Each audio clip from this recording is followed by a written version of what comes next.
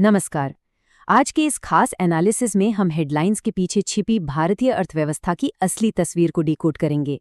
इन आंकड़ों का असल मतलब क्या है, इसे गहराई से समझेंगे और साथ ही कुछ बेहद अहम राष्ट्रीय खबरों का भी रुख करेंगे। तो चलिए सीधे मुद्दे पर आते हैं। फटाफट देख लेते हैं कि आज हम किन किन टॉपिक्स को कवर करने वाले हैं। इकोनॉमिक ग्रोथ पर जो बहस चल रही है, हमारा गिरता हुआ नेट एफडीआई, एफआईआई का आउटफ्लो, रुपये की कमजोरी, इन सब पर एक्सपर्ट्स का क्या सोचना है, और आखिर में कुछ बड़ी नेशनल हेडलाइंस।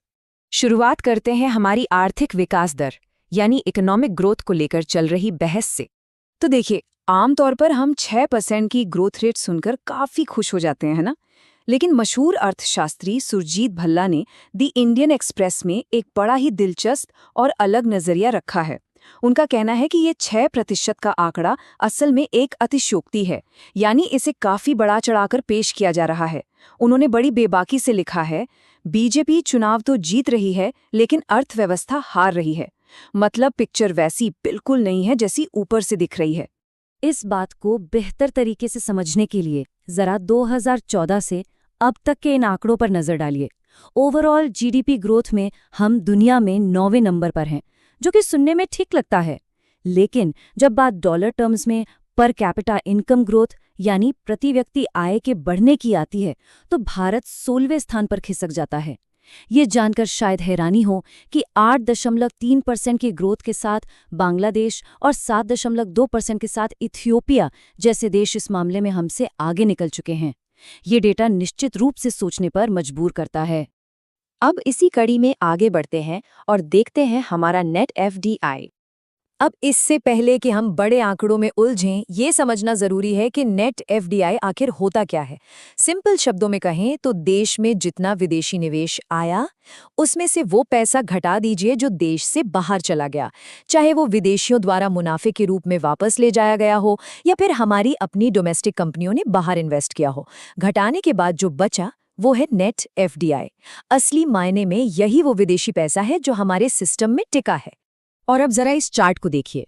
ये पिछले 5 सालों का ट्रेंड है और सच कहूं तो ये गिरावट काफी डराने वाली है।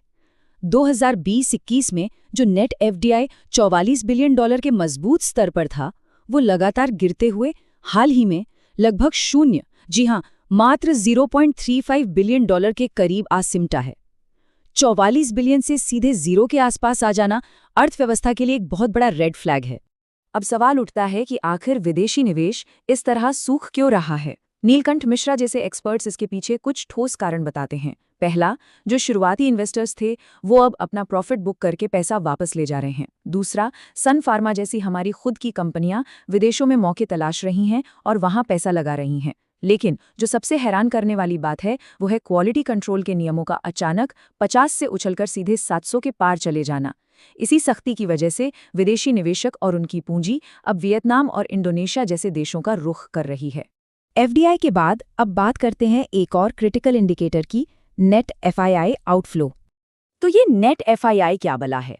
ये असल में फॉरेन इंस्टीट्यूशनल इन्वेस्टर्स यानी विदेशी संस्थाओं के भरोसे का थर्मामीटर है।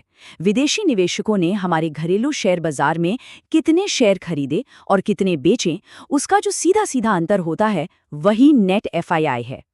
और यहाँ जो आंकड़ा सामने आ रहा है वो सच में चौंका देने वाला है। 2.2 लाख करोड़ रुपए। ये वो भारी भरकम रकम है जो विदेशी संस्थागत निवेशकों ने केवल इस साल मई के महीने तक हमारे मार्केट से बाहर निकाल ली है। इतना बड़ा आउटफ्लो मार्केट की सेहत को लेकर कई सवाल खड़े कर देता है। लेकिन ये निवेशक इतनी तेजी से पैसा निकाल क्यों रहे हैं? एनालिस्ट्स का मानना है कि इसके पीछे कई फैक्टर्स काम कर रहे हैं। पहला तो ये कि ग्लोबल मार्केट कैप में हमारी हिस्सेदारी अभी भी बहुत छोटी है, करीब 2.5 से 3%। इसके अलावा राजकोषीय घाटे को कम करने की कोशिशों की वजह से ग्रोथ थोड़ी स्लो हुई है, मॉनेटरी पॉलिसी काफ़ी सख्त चल रही है और इसी के चलते कॉर्पोरेट अर्निंग्स यानी कंपनियों की कमाई के अनुमानों में भी गिरावट आई है। कुल मिलाकर यही सब फैक्टर्स इस बड़े कैपिटल फ्लाइट की मुख्य वजह बन रहे हैं। जाहिर है, जब देश से इतना पैसा बाहर जा रहा हो तो उसका सीधा असर हमारी करेंसी पर पड़ता है। चलिए देखते हैं कमज़ोर होते रुपये का हाल। डॉलर के मुकाबले रुपये की स्थिति पर नीति आयोग के पूर्व उपाध्यक्ष अरविंद पनगड़िया का नजरिया काफी स्पष्ट है। वो कहते हैं कि हमें 100 रुपये प्रति डॉलर के लेवल को कोई मनोवैज्ञानिक हौवा नहीं बनाना चाहिए, जिसके चक्कर में पड़कर हम गलत नीतियां बना बैठें। उनका लॉजिक बिल्कुल सीधा है। अगर तेल की कमी शॉर्ट टर्म है तो रुपया गिरने दें, वो अपने आप रिकवर कर लेगा। लेकिन अगर ये एक लॉन्ग टर्म समस्या है तो रुपये को जबरदस्ती बचाने की कोशिश बेमानी है, और ये सिर्फ हमारा विदेशी मुद्रा भंडार ही खाली करेगी। हालांकि हमारा रिजर्व बैंक हाथ पर हाथ धरे नहीं बैठा है। मार्केट में घबराहट और किसी भी तरह की पैनिक से बचने के लिए आरबीआई काफी एक्टिवली दखल दे रहा है। वो लिक्विडिटी बनाए रखने और उतार चढ़ाव को मैनेज करने के लिए लगातार एक्शन में है। यहाँ तक कि रुपए की गिरावट को थामने के लिए कई बार तो एक ही दिन में अरबों डॉलर बेच रहा है।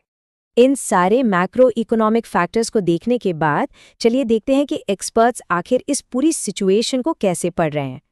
यहाँ हमें दो बिल्कुल अलग अलग नज़रिए देखने को मिलते हैं। एक तरफ विश्लेषक मिनहाज मर्चेंट हैं, जिनका मानना है कि हमारी इकोनॉमी काफ़ी रेजिलिएंट यानी मजबूत है। वो तर्क देते हैं कि कोविड और यूक्रेन युद्ध जैसे 5 बड़े ग्लोबल झटके सहने के बावजूद हम मजबूती से खड़े हैं। लेकिन दूसरी तरफ प्रोफेसर रोहित लांबा इसे एक ऑप्टिमल क्राइसिस या यूं कहें कि एक अनुकूल संकट मानते हैं।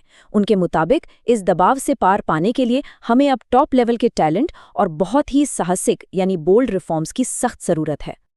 अर्थव्यवस्था के इस डीप एनालिसिस के बाद अब थोड़ा गियर बदलते हैं और आज की कुछ अहम राष्ट्रीय खबरों पर नजर डालते हैं।